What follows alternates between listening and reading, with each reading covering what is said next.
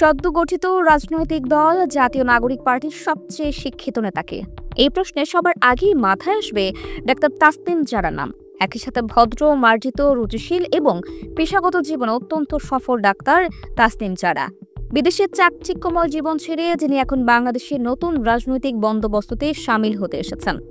জুলাই আন্দোলনের সময় অনেক মেধাবী প্রবাসী বাংলাদেশি প্রতিশ্রুতি দিয়েছিলেন তারা এসে দেশ গড়ার দায়িত্ব নেবেন, কিন্তু গণঅভ্যুত্থানের পর তাসনিম জারা ছাড়া আর কেউ বিদেশের আরাম-আয়েশের জীবন ছেড়ে এই কণ্টকময় পথ বেছে নেননি। জাতীয় নাগরিক পার্টির জ্যেষ্ঠ যুগ্ম সদস্য সচিবের দায়িত্ব কাঁধে নেওয়া তাসনিম জারা আগামী নির্বাচনে ঢাকা ১৭ আসন থেকে লড়তে পারেন। ঢাকা ১৭কে বলা হয় এলিট শ্রেণীর আসন। গুলশান, বনানী, নিকেতন, বারিধারার অভিজাত শ্রেণীর মানুষের বসবাস এই আসনে। এখানেই সংসদ সদস্য হিসেবে ছিলেন হুসেইন মোহাম্মদ এরশাদ, নায়ক ফারুকের মতো এমপিরা। প্রত্যেক রাজনৈতিক দলের টপ লিডারদেরই নজর থাকে ঢাকা ১৭ আসনের উপর। গুরুত্বপূর্ণ এই আসনটির দায়িত্ব নাগরিক পার্টি দিতে পারে ডাক্তার তাসনিম জারার উপর।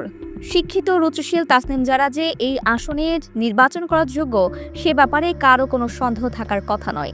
তবে এই আসনে বস্তিবাসী ও নিম্ন আয়ের ভোটারের সংখ্যাও প্রচুর।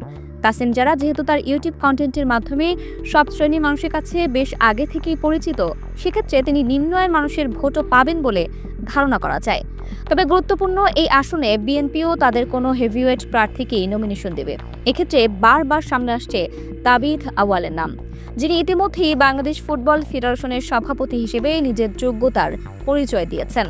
যদি এই আসনে তাবিথ আউয়াল বিএনপি নমিনেশন পায়, তাহলে এখানে তাসনিম জারাকে দিতে হবে অগ্নি পরীক্ষা।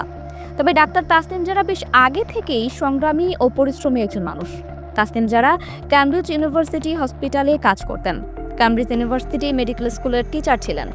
তার ১২ মিলিয়ন সাবস্ক্রাইবারের ইউটিউব চ্যানেলের ইনকামই প্রচুর। বিশ্বে বিখ্যাত সব চ্যানেলে ইন্টারভিউ দিতেন। এইসব ছেড়ে ছুড়ে দিয়ে বাড়ি বিক্রি করে দিয়ে বাংলাদেশের জন্য কাজ করার জন্য দেশে চলে এসেছেন তিনি। দেশের মানুষেরাও তাসনিম জারা ত্যাগের মূল্যায়ন করবে, এতটুকু আশা করাই যায়।